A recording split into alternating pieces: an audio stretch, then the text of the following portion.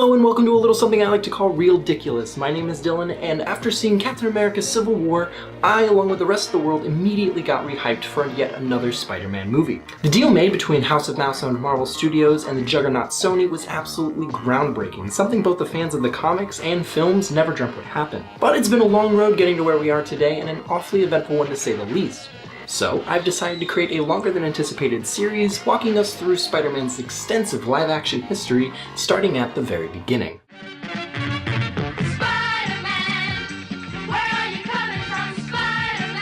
Back in 1974, there was a little children's show on PBS called The Electric Company. Premiering with their 4th season, they began featuring a series of short skits called Spidey Super Stories.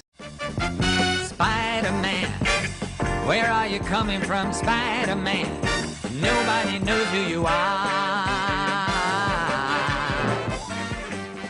These shorts featured Spidey foiling the plans of evildoers who committed various crimes, anywhere from petty theft to even assault and larceny. There were roughly 29 sketches produced, all of which featured a Spider-Man whom never spoke aloud but rather communicated through speech bubbles, much like that found in a comic. The action scenes were even replaced completely by comic panels to substitute for special effects and choreography. Each individual skit was even narrated by one of the Electric Company cast members, including one of the most recognizable voices to ever grace our ears. Okay, true believers, here he is, your friendly neighborhood Spider-Man. Yeah, that's right, Morgan freaking Freeman. Spider-Man, Spider-Man, does whatever a spider can, spins a web any size. Steve Krantz, one of the producers for the popular 1967 Spider-Man cartoon, had the idea to bring the web slinger to the big screen in a live-action adaptation. Originally, Krantz wanted to make a splashy action fantasy musical, much like the recent Broadway production of Spider-Man Turn Off the Dark. Unsurprisingly though, Krantz changed his mind and realized a more straightforward adaptation would be more successful in pitching to studios. So in 1976, Krantz pitched an idea that included the death of one of Spider-Man's love interests, Gwen Stacy, as well as pitting Spider-Man up against a 100-foot tall robot and some Nazis for good measure.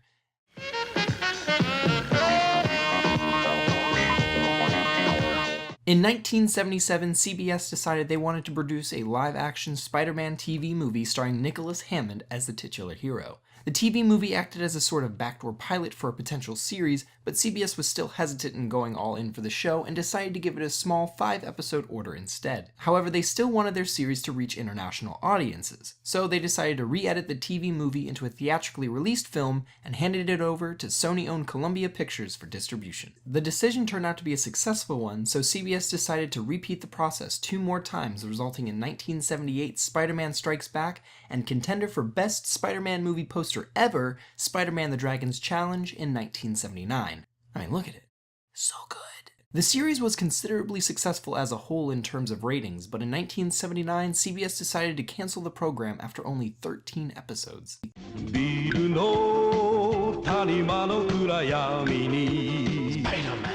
Now here in the old US of A, Spider-Man is kind of a big deal for a lot of folks, but who'd have known our friendly neighborhood Spider-Man had a huge following on a little island called Japan. On May 17, 1978, the Toei Company launched Spider-Man to the masses. But this wasn't exactly the character that we all knew and loved. In fact, aside from the name, costume, and certain abilities, this adaptation of Spider-Man was vastly different from the beloved Marvel Comics character. The story followed Takuya Yamashiro, a young motorcycle racer who one night witnessed a UFO falling to Earth. Upon arriving to the UFO, Takuya is then greeted by a mortally wounded soldier from, get this, the planet Spider. The soldier introduces himself as Garia, and he's the last of his people. Garia goes on to explain that Dr. Monster, the being responsible for the destruction of planet Spider, is actually amassing a mutant army on Earth with plans of world domination. Garia explains to Takuya that he must continue the good fight and take down Dr. Monster and his army. Before Garia passes away, however, he quickly injects Takuya with his own blood, giving him particular abilities while also handing over the keys to his big fancy spaceship, the Marveler, which also just so happens to transform into a giant mecha fighting robot named Leo Pardon. Garia also gives Takuya all of his equipment, including the suit, web shooters, and of course, Spider-Man's most iconic equipment, the Machine GP7. The Machine GP7, for those of you not in the know,